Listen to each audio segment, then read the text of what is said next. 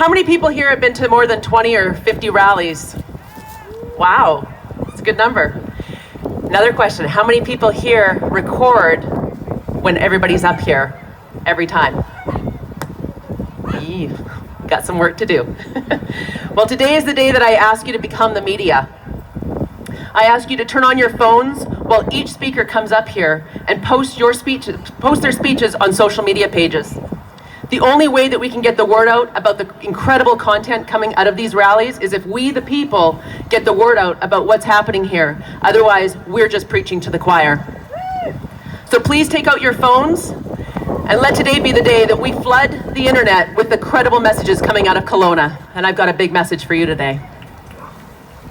So with that said, I'm here today to talk to you about the hidden healthcare crisis happening in our country, and most specifically in British Columbia right now. Who here knows about what the butterfly effect is? I do.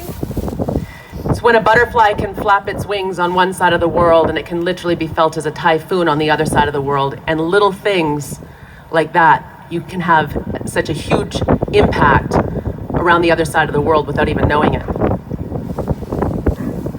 And what's happening in BC right now will surely be felt across this nation, for better or worse, if we don't get a handle on it right now. Everyone here is probably most likely aware that BC is yet to hire back their healthcare workers. We're one of 3 provinces, including Nova Scotia and Ontario. Now, actually, Ontario did allow their mandates to drop, but what they did is they passed the buck and they put it on hospital policy to push the mandates.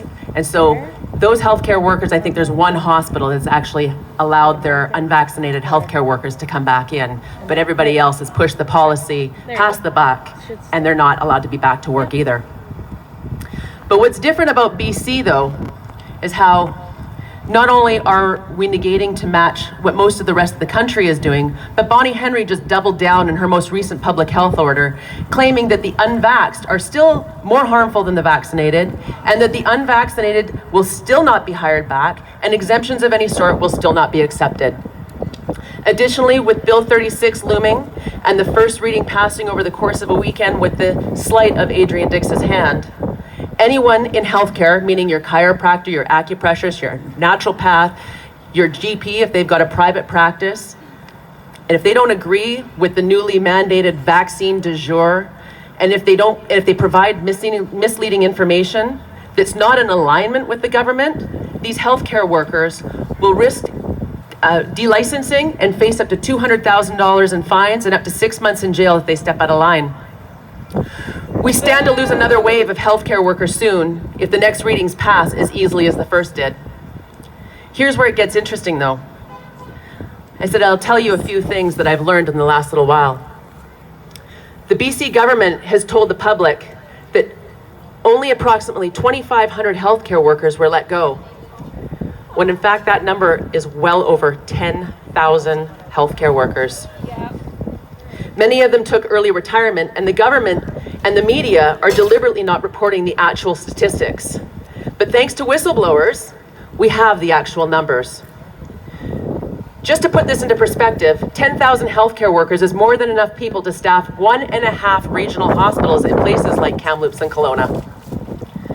The irony of this fiasco is that the unvaccinated, say NICU nurses, that have the rare ability to resuscitate a baby at 24 weeks cannot go back to work. However, the hospitals are actually bringing in unvaccinated cuddlers to come in and hold these babies for the very reason that the nurses are not allowed to be around them because of their vaccine status. Also, right now in Merritt, there are over 1,800 people without a general practitioner. These people rely on the hospital emergency room for their health care as there is no clinic in town. Merritt is the go-to place. Merritt is the go-to hospital for accidents on the Coquihalla Highway. And God forbid you or any of your family get into an accident on that highway and require life-saving measures. Sorry, you're gonna have to make your way into Kamloops. Hopefully you make it. Also, regional hospitals like Prince George that don't have enough surgeons to operate on their locals are flying in doctors from the Lower Mainland on their days off to perform surgeries How long do you think that this can go on for before these people burn out or make a massive mistake because of exhaustion? They're already burning out. Make no mistake, this is a very strategic plan to move people out of the rural areas and into top-down, government-controlled, not-so-smart 15-minute cities. But that's a conversation for another day. The bottom line is, our government doesn't care about people's lives alone, let alone their livelihoods. And right now, people are dying in waiting rooms or have life-saving surgeries scheduled later than their life expectancy. Children's hospitals and long-term care nurses are mostly overworked students that have very few senior nurses to actually show these student nurses what real health care is. And these nurses have so many patients to tend to that they are barely able to keep patients alive. We're talking about bare minimum care here. Our country, starting with this province, needs an SOS out to the world. It is because of stories like these that my partner in crime, Alicia Johnson, and I have aligned with a group called the Canadian Society for Science and Ethics in Medicine. This group is a group of brave doctors and healthcare workers that have come together to stand against the government, turned on its people, and are spearheading a judicial review that will force the government to show their science and the reasonability to their mandates. And we know that there's no reasonability, it's all based on opinion. This judicial review is a giant puzzle piece that will help out all other lawsuits and anybody else that wants to sue the government because grandma died alone in the hospital, or because your friend's son committed suicide because of the mandates, or because you were coerced into the vaccine, or you lost your job. This is a massive piece of puzzle that we can all use if this judicial review goes through. Alicia and I have been pouring our time, our resources, finances, energy, and heartfelt dedication into producing a short documentary to expose these kinds of truths, because most of the world still has no clue that this is even happening and that our healthcare workers are unable to go back to work even if they wanted to. God help us if we need medical services in BC right now, because nobody has a chance of being protected by the righteous. Nor do we have a chance to make a change to the existing system unless we can get some of the good guys back inside again. Yep. This film, which is being released next Saturday, May 13th, sheds light to all of those that are unaware of how our hospital sector is being intentionally compromised, and that every single one of us is and will be adversely affected by what is happening if we don't get involved now. Not one fight that we have is going to be easy, but we need to all get on board and do what we can to support as many battles as possible, because many hands make for light work. I've heard David say, activism is a generational task. And it could mean that homeschooling, it could show up for school board meetings, writing letters to the government, helping out at rallies, or even fighting your own fines. It could be supporting amazing groups like Action for Canada, who will literally hold your hand wherever you feel called to activism. She will hold your hand through that process. A show of hands here. Other than online posting, which is a super important thing, I want to know here who of these things that I've mentioned is actively involved in doing some kind of activism right now. And those of you that are doing activism, and those of you that are not, could we all be doing just a little bit more? Yep. Everyone here has been given hands to build, legs to walk, and a voice to speak. You've been given gifts and abilities and connections. But sadly, love thy neighbor as thyself is something that takes a back burner all too often these days. Complacency is not our friend. Do not forget who you are and why you are here. Your hands and your legs and your voices are needed so badly. More now than ever. When God puts you in certain places and surrounds you with certain people, don't ignore the calling to be of service. There is a reason for everything, and you were built for such a time as this.